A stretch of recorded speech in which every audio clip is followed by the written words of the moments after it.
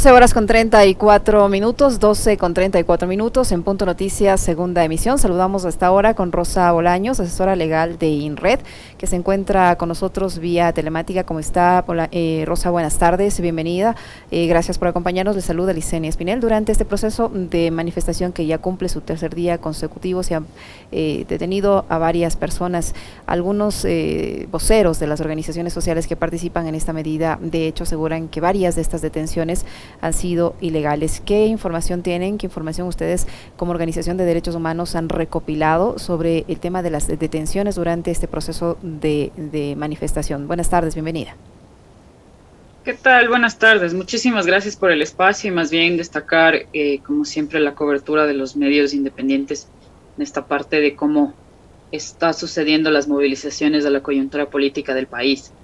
Bueno, ayer en flagrancia, más bien toda la activación desde Fundación INRED ha sido desde varios puntos, ¿no? Hemos tenido varias reuniones operativas y de logística en INRED para cubrir las UPCs del centro histórico, para cubrir UPCs también en los que estuvimos igual desde el día lunes, desde el día 1, que ya empezaron las movilizaciones, que fue en la Basílica, y por supuesto los puntos como el Arbolito y flagrancia, ¿no? Que es donde está la parte donde se da este encuentro entre la fuerza pública y los manifestantes, ¿no?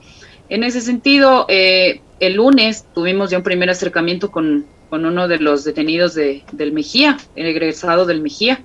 El joven tenía 20 años y estaba ya en la UPC de la Basílica. Entonces nos acercamos de manera muy, muy rápida y pudimos ver lo que pasó. Estaban también personas de la MC, es decir, de la parte de las autoridades metropolitanas y también un poco de la parte de autoridades de patrimonio.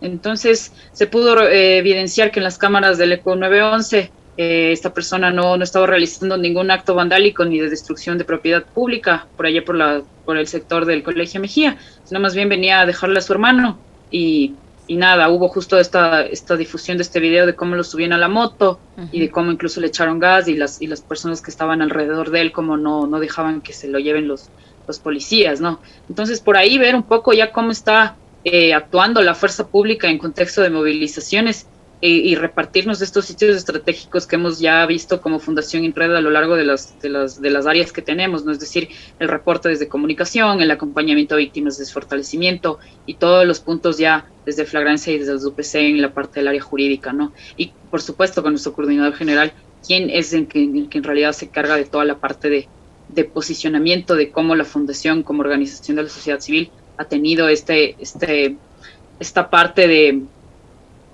relevo de información, destacamiento de información para los organismos internacionales que nos están vigilando, que ya hemos tenido información de la Comisión Interamericana y por supuesto de incluso del sistema de Naciones Unidas, ¿no? Entonces ahí estamos.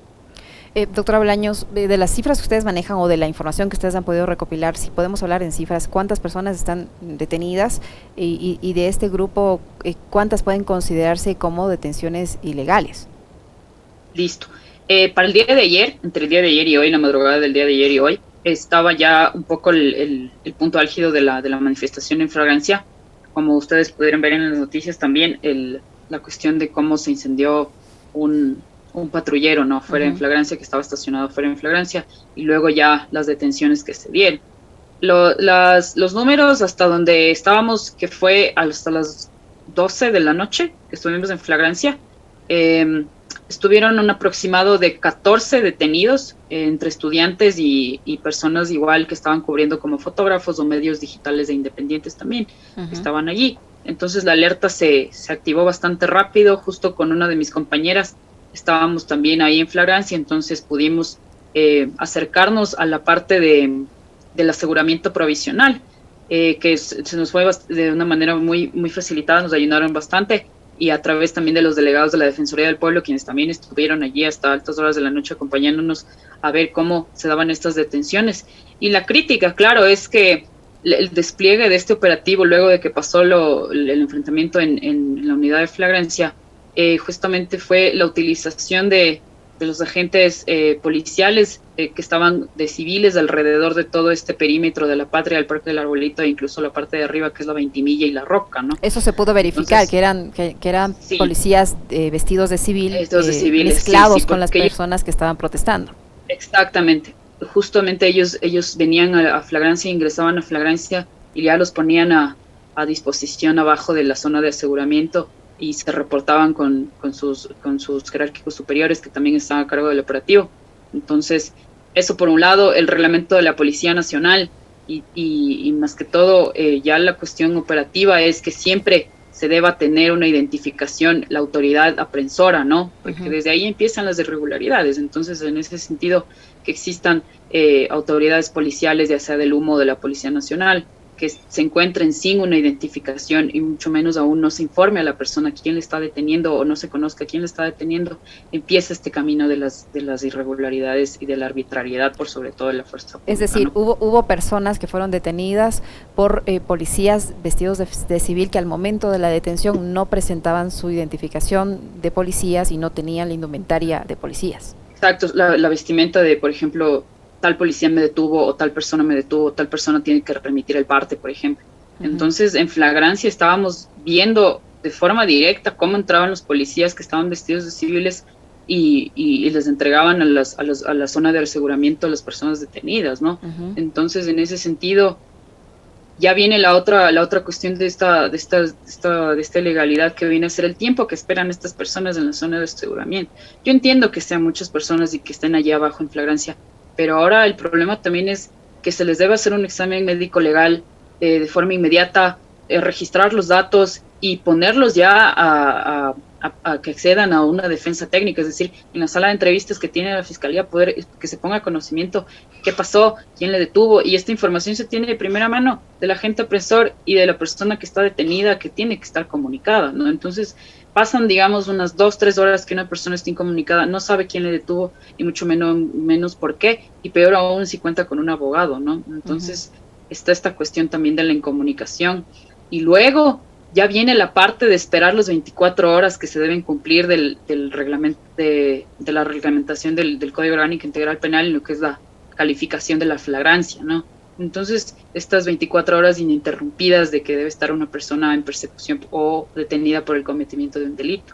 En ese sentido, que es esperar a que se cumplan las 24 horas y esperar a que los abogados se vayan enterando de poco a poco qué pasó, cómo fue la detención, y que ni siquiera existe un parte policial, que hasta el día de hoy no existe un parte policial. Están todavía los agentes, mencionan y dicen, sí, es que se demoran. Yo entiendo que se demoran, pero imaginémonos lo que es una persona que está detenida, que son 6-12 horas. Por ejemplo, ayer yo estuve 14 horas en la unidad de flagrancia y al final se tuvo los partes policiales de las primeras personas que fueron detenidas. El lunes que fue, el martes que fue incluso con el ingeniero Leonidas Diza, que estuvieron allí en flagrancia, que fue un lapso bastante extenso hasta conocer el parte policial. Ellos venían incluso de la parte de Calderón, de San Miguel del Común, y ya, digamos, a 2 horas de que se inician las audiencias que se empezaron a hacer en las horas de la tarde, en las horas de la noche de la tarde, es allí donde tenemos conocimiento de los partes policiales y de todas estas cuestiones y elementos que se manejaban en flagrancia. O sea, después de todo este tiempo a partir de la detención pasaron todas estas horas para que se formalice la misma,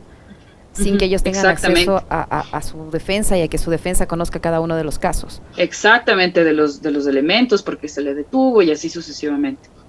Ahora, todas estas personas que han sido detenidas bajo estas circunstancias, ¿en qué situación se encuentran en este momento? ¿Dónde fueron trasladadas? ¿Dónde deben guardar la prisión?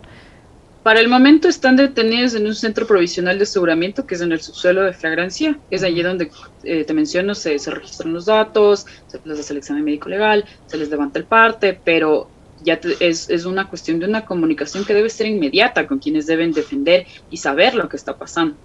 Es decir, ¿cómo se garantiza una defensa técnica leyendo 5 minutos antes de un parte policial o los elementos que tiene Fiscalía, digamos, hacia una persona que está participando en una movilización social, por ejemplo? Y en este caso, de estas personas que han sido detenidas en medio, en el contexto de la protesta social, ¿en cuánto tiempo se les fija una fecha para la formulación de cargos, o para la audiencia, formulación de cargos, y mientras eso sucede, todo ese tiempo pasan detenidos en flagrancia? Sí, exactamente, pasan en esta zona de aseguramiento y en una primera fase de la audiencia de flagrancia se califica la flagrancia, como te mencionaba, con estas formalidades, que es las 24 horas ininterrumpidas, que se le haya encontrado cometiendo el delito de forma flagrante, es decir, que se haya comprobado que esté en ese cometimiento del delito, y luego posteriormente ya se pasa a la formulación de cargos, es decir, encasillar cuál es la conducta, cuál es el delito. Por ejemplo, ayer veíamos una cuestión de agresión, ataque o resistencia ante una autoridad pública, daño a bien público y así sucesivamente. Entonces, en ese contexto las formulaciones se están haciendo, ¿no?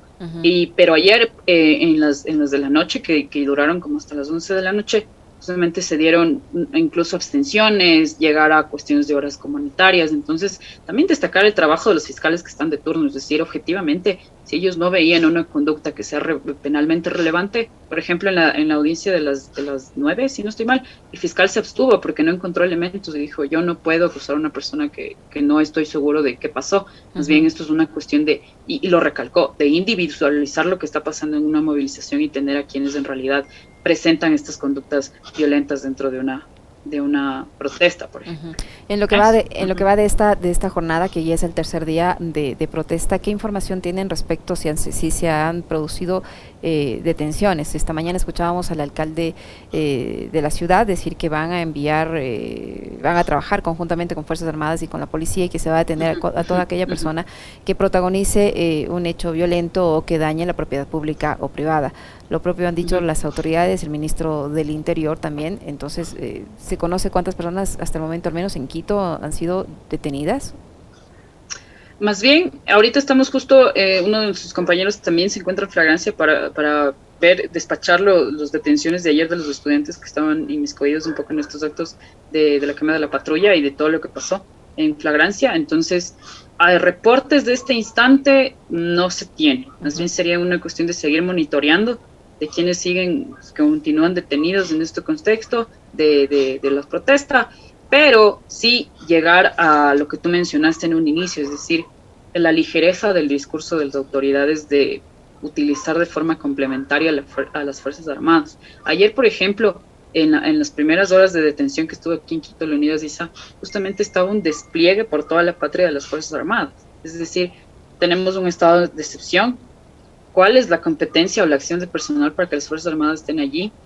Y por supuesto la forma en que estaban equipadas, es decir, tenían gases lacrimógenos, tenían, por ejemplo, armamento no letal y utilización de balas de goma, estaban allí. Se podía identificar totalmente cómo estaban equipadas las Fuerzas Armadas. Y luego el uso también de los humos, y posteriormente también llegaron integrantes del GIE también en la noche. Entonces, es decir, nos encontramos en un estado de excepción, o cuál es digamos, la legalidad de que por qué se debe utilizar todas estas ramas de la fuerza pública cuando sucede esto.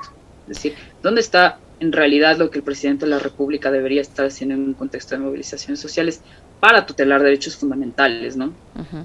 Muchísimas gracias, doctora Bolaños, por su tiempo y por la información que nos ha proporcionado. Vamos a estar pendientes de cómo va evolucionando este paro nacional y de cómo actúa la fuerza pública y obviamente la justicia en estos casos. Muy amable por habernos acompañado en este espacio de información y de entrevistas a Rosa Bolaños, asesora legal de INRED, esta organización de derechos humanos que ha estado con nosotros. Gracias, doctora Bolaños, muy amable.